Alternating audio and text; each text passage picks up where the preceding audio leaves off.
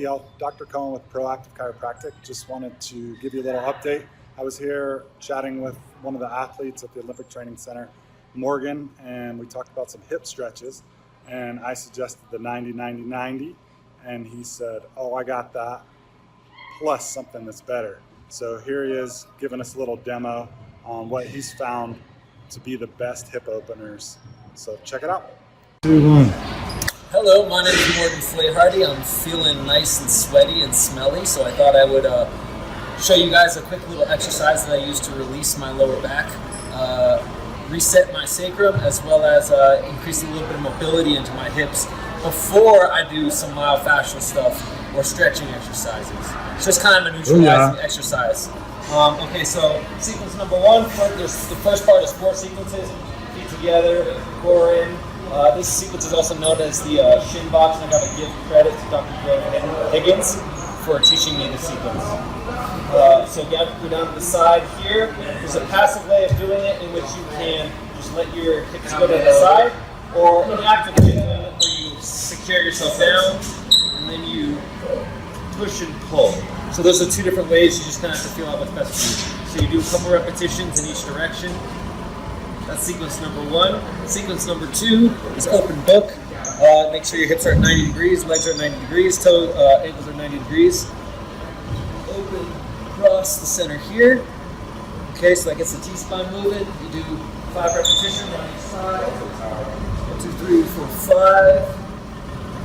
Okay. Then you bring it down here. Figure for your leg. Now I said there's active and a passive way of doing this. Active is pushing down in here, pulling your core up, and then pushing down on your knee.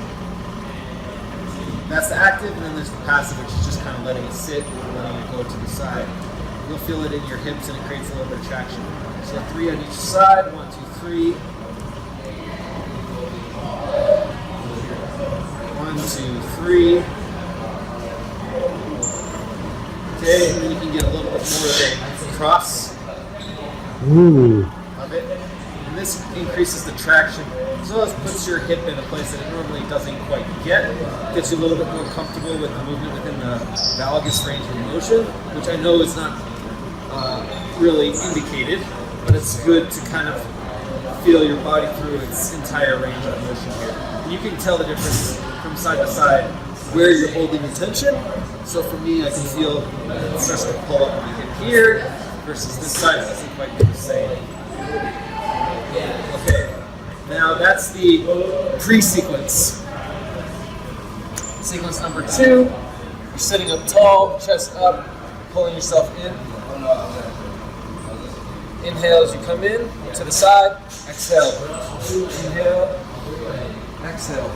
Inhale, push up, step. So it gets tricky because now I'm pulling my foot down, flattening my leg, pushing it open, squatting up. Now I squat back down, and I return the way you came. So this helps develop actually the eccentric component of control.